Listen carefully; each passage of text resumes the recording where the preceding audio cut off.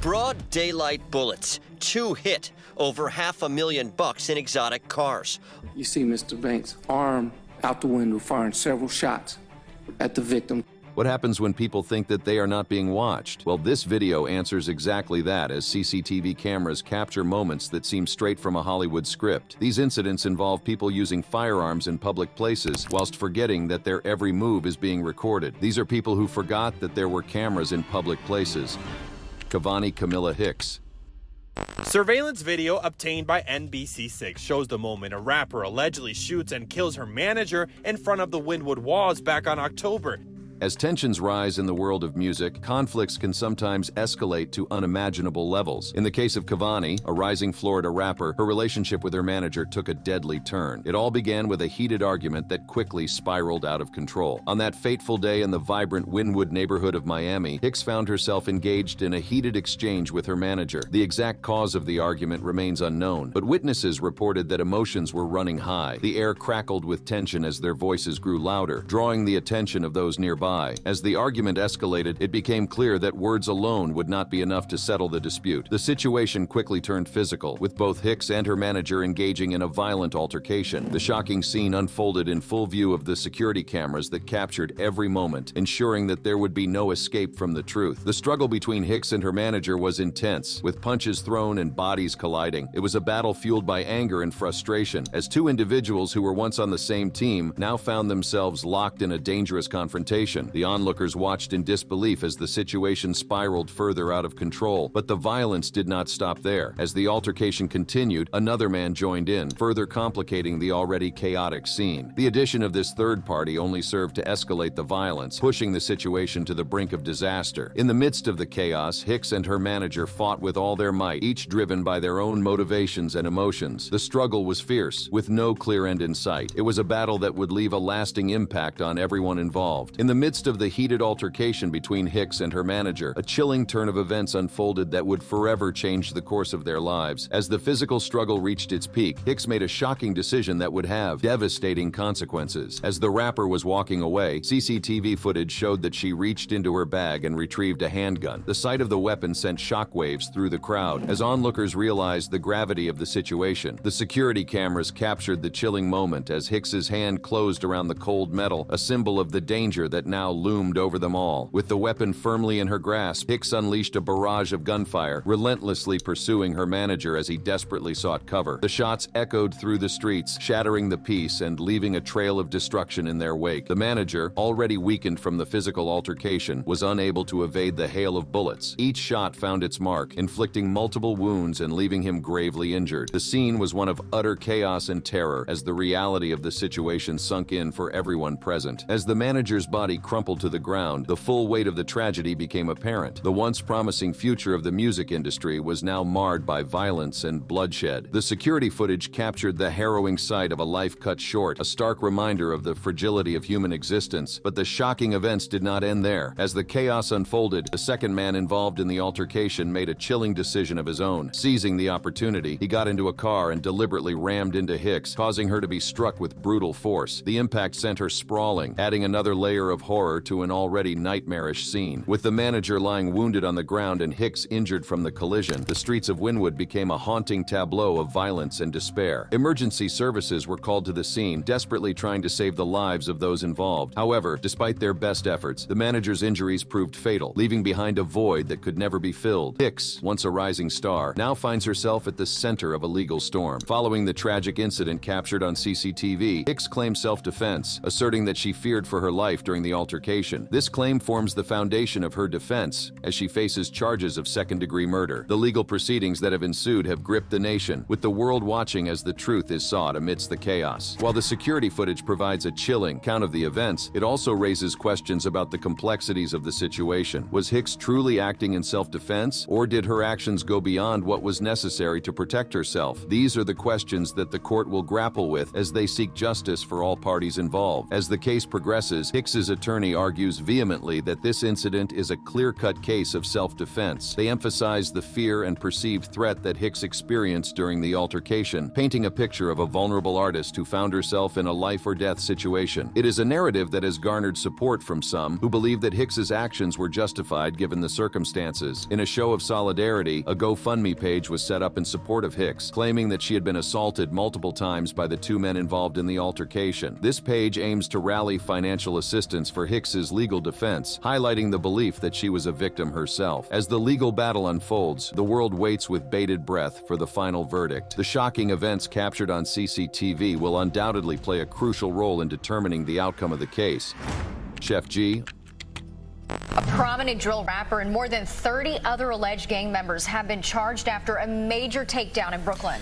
On May 16, 2022, rapper Chef G, real name Michael Williams, was arrested as part of a 32-person, 140-count gang indictment alleging murder, attempted murder, gun possession, and other crimes. He was the leader of the 8 Trey Crips, who partnered with the Nine Ways gang and caused havoc in New York. During the conspiracy period covered in the indictments, there were 27 incidents of violence and criminal activity, including 12 shootings with 13 victims, including 1 fatality. Sadly, 3 shooting victims were innocent bystanders. Approximately 37 different firearms were used or possessed by the defendants, and 19 firearms were recovered during the course of the investigation. And as is common with gangs, especially in hip-hop, Chef G's gang was involved in drive-by shootings that left people dead and others injured. Some of their crimes were caught on CCTV cameras. On October 21, 2020, a few members of the gang headed to their rivals' territory. They hatched a well-thought-out plan on how to attack their rivals and hurt them where it hurt most. What they did not know was that all their actions that night would be captured on CCTV. The group pulled up near Hawthorne Street and Nostrand Avenue, an area where Folk Nation frequently hung out. Surveillance footage from that night obtained by the NYPD showed a white sedan back up onto the sidewalks moments before the shooting started. After it came to halt, 3 guns stuck out of the car, 2 from the side of the car and 1 from the sunroof. After unleashing a barrage of bullets towards their victim's direction, they speed off. Another camera on a different street reveals that this was a carefully orchestrated plan. Another car was used to help the shooters make a quick getaway. From this CCTV footage, a white Jeep is seen blocking off traffic as it waits for the sedan. As soon as the sedan carrying the shooter turns at the intersection, the Jeep follows it and both cars speed off into the night. The next morning, news spreads that one member of the Folk Nation had been shot and killed. Billy had shot and killed Theodore Sr., alias Sniper Blixky, an alleged member of the Folk Nation gangster disciples and ally of Chef G rival 22GZ. It is alleged that Kamondre Dekatu was the one captured on surveillance video emerging from the sunroof of the white sedan. Sniper Blixky was not the only one shot that day. 3 other Folk Nation members and 2 innocent bystanders were also shot. However, their injuries were not fatal. 2 days after the homicide, it is alleged that Chef G hosted a lavish dinner with his fellow gang members, including Sleepy Hallow, at a Manhattan steakhouse to celebrate the death of Theodore Sr. This became a trend within the gang as Chef G continued offering money and giving expensive jewelry to those who committed acts of violence. One could understand why some of the members in the gang risked their lives for the gang. These were people who had grown up in the projects, and now Chef G was buying them expensive jewelry and even cars. In this clip here, we can see the rapper buying his crew luxury cars and handing out expensive jewelry. This was not the only time that his gang was caught on camera shooting at people. The next incident happened in broad daylight, and it all started on April 5, 2021, when it is alleged that members of a rival gang shot at Chef G's secret hideout mansion in Short Hills. It was clear that someone had sold them out, and they were determined to get him. Chef G and the gang did not hesitate to retaliate, as the rapper confirmed that he would be getting a rental the next day to carry out the hit. Throughout the night, the gang continued to discuss their mission. They soon found out that a former member of their gang called Champ had given out their location. In a sudden twist of events the next day, Chef G revealed that he would join them on the revenge mission, and his bravado would soon put him in hot water. As if taking part in the hit was not dangerous enough, the rapper made yet another blunder that day. He rented out a black Jeep Trackhawk, which was registered in his name. This was the car that was used in the attack. With New York full of CCTV cameras and the gang carrying out their hit during the day, it would not take long for cops to locate the vehicle and trace it back to Chef G. The drill rapper picked up Olivel Martinez, Tony Darden, and Kenrick Austri at around 4 p.m. and drove around Brooklyn. The group hit the jackpot as they saw Champ on Church Avenue. Chef G parked the vehicle nearby as the 3 others exited the vehicle. The 3 walked down the street and opened fire at their target. They then ran back to the car, which sped off. Champ was lucky as he escaped the ordeal without any gunshot wounds. However, 2 innocent innocent bystanders were not so lucky as they were shot. Fortunately, they both survived. The first victim was a 43-year-old woman who can be seen in this video walking with an elderly person, while the second victim was a 53-year-old man who can be seen painfully holding his arm. Security cameras all over the city captured the vehicle as it raced to a secluded place where the gang dumped it. The rapper crossed into the borough of Manhattan and parked the car at 481 Washington Street. They all scattered as the rapper called an Uber to go back to New Jersey. He would later text Olivel Martinez and tell him to wipe the car off anything that would incriminate them. Chef seemed to forget that the car was registered under his name, and the cops could easily trace it back to him. Even more shocking is the fact that they forgot to wipe off the car before they abandoned it, and they put one of their gang members in harm's way by telling them to go back to the getaway car. Well, Chef G is now behind bars for all his heinous crimes, which we are lucky were caught on camera for the world to see.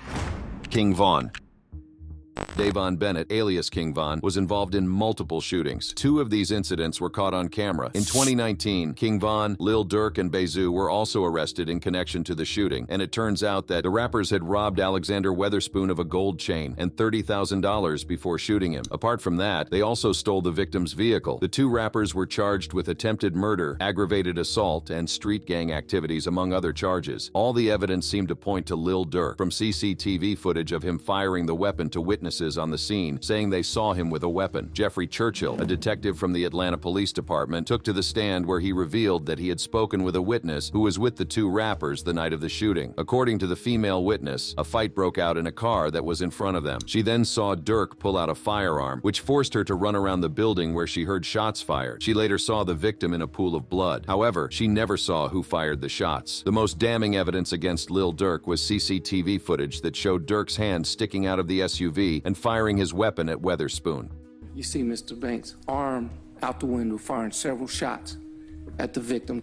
However, Durk's defense was on hand to challenge the video evidence. According to the rapper's lawyer, the CCTV footage did not show the rapper pulling the trigger. Apart from that, the defense team argued that Weatherspoon had a gun and their clients were defending themselves. According to the authorities, the rappers may have shot the victim because of gang affiliation. While Von and Durk were part of the infamous Black Disciples gang, Weatherspoon was affiliated with the Vice Lords. A Chicago police captain even flew in for the hearing. He told the court both were documented members of the notorious Black Disciples.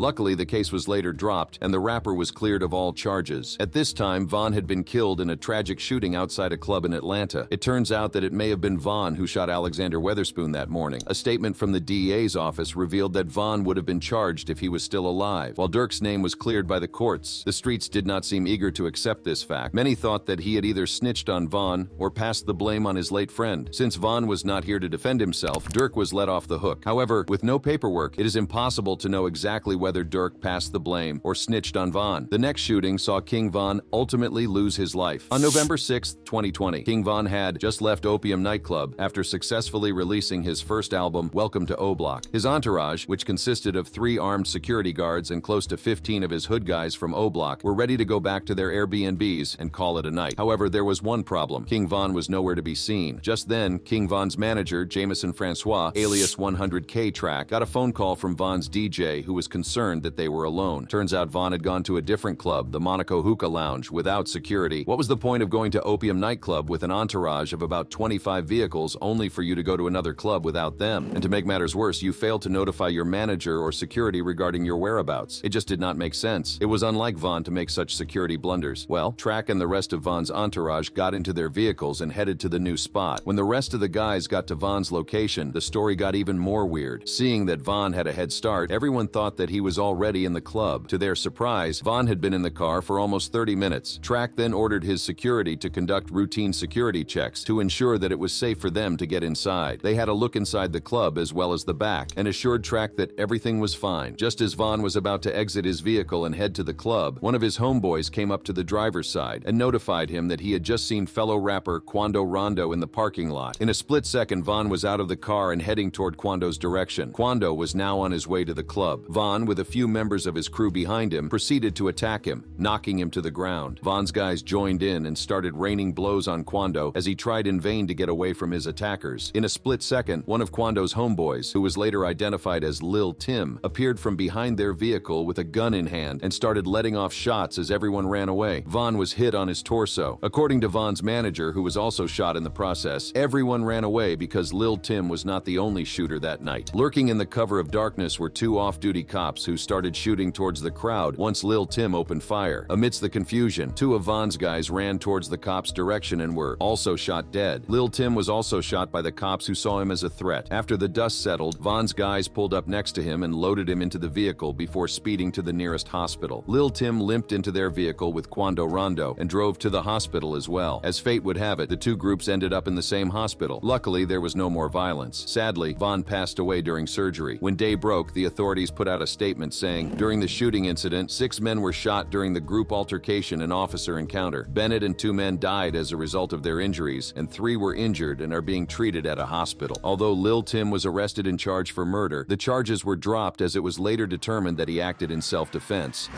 Pooh Shiesty. Broad daylight bullets, 2 hit, over $500,000 in exotic cars. And it involves a recording artist, Pooh Shiesty.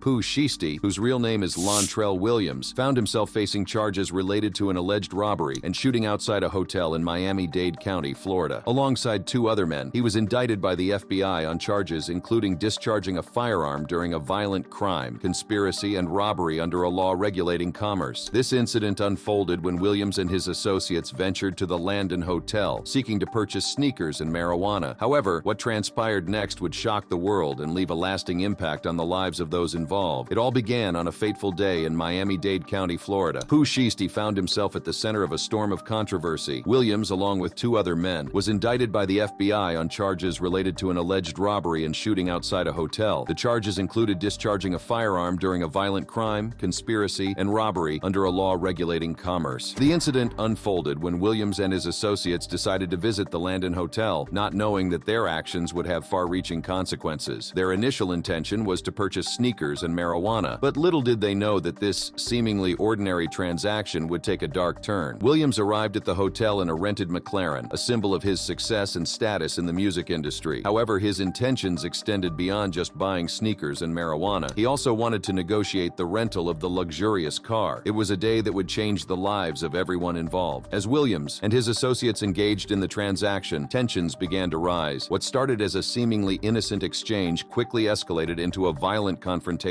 In a shocking turn of events, Williams and another man pulled out their firearms and opened fire, injuring 2 individuals. Surveillance footage captured the horrifying incident, leaving no room for doubt about the identities of the culprits. The victims, who were struck in the hip and buttocks, bravely identified Pooh Shiesty as one of the assailants. The world watched in disbelief as the rapper's name became synonymous with violence and criminal activity, but the story doesn't end there. As Williams and his associates hastily left the scene, a Louis Vuitton bag filled with more than $40,000 in cash fell out of the McLaren. It was a shocking revelation that would later play a crucial role in the investigation. Prior to the robbery, Williams had been flaunting his wealth and firearms on his Instagram account. Images of guns and stacks of $100 bills were posted for the world to see. Little did he know that his social media activity would come back to haunt him. Law enforcement wasted no time in connecting the dots. They used Williams's social media posts as evidence, linking the bills found in the abandoned bag to the ones he had flaunted online. It was a damning trail of evidence that would be used against him in court. This wasn't the first time Williams had faced legal trouble. He had previously been charged and released on bond for the same incident, but fate had other plans for him. In June, he was detained once again, this time for allegedly shooting a strip club security guard. The rapper's life had taken a dark and dangerous turn. As news of the shooting spread like wildfire, the music industry and fans alike were left in a state of shock. Pooh Shiesty, once celebrated for his talent and rising success, now found himself at the center of a storm of controversy and legal battles. The aftermath of the incident would forever change the trajectory of his career. The shooting incident not only tarnished Pooh Shiesty's reputation, but also had a profound impact on the victims and their families. The physical and emotional scars left behind would serve as a constant reminder of that fateful day. In the wake of the incident, law enforcement agencies spared no effort in their pursuit of justice. The FBI, armed with the surveillance footage and the victims' identification, worked tirelessly to build a case against Pooh Shiesty and his associates. The charges they faced were serious and carried severe consequences. consequences. As the legal proceedings unfolded, the world watched with bated breath. Pooh Shiesty, once a rising star in the music industry, now found himself in a courtroom, facing the possibility of a lengthy prison sentence. The outcome of this trial would not only determine his fate, but also send a powerful message about the consequences of violence and criminal behavior. The defense team, aware of the gravity of the charges, fought tooth and nail to protect their client. They argued that there were mitigating circumstances and that Pooh Shiesty's actions were not a true reflection of his character. However, the evidence against him seemed overwhelming. The prosecution, armed with the surveillance footage and the victims' testimonies, painted a vivid picture of the events that unfolded outside the Landon Hotel. They argued that Pooh Shiesty's actions were premeditated and fueled by greed and a desire for power. The courtroom became a battleground of legal strategies and emotional testimonies. In a sudden twist, the rapper pleaded guilty to a single charge of conspiring to possess firearms in furtherance of crimes of violence and drug trafficking, which had a maximum of 8 years and 1 month in prison. The judge then sentenced rapper Pooh Shiesty to 5 years and 3 months behind bars for his role in the shooting outside of a Florida hotel. If you enjoyed watching this video, click on one of the boxes playing on your screen to watch more similar content.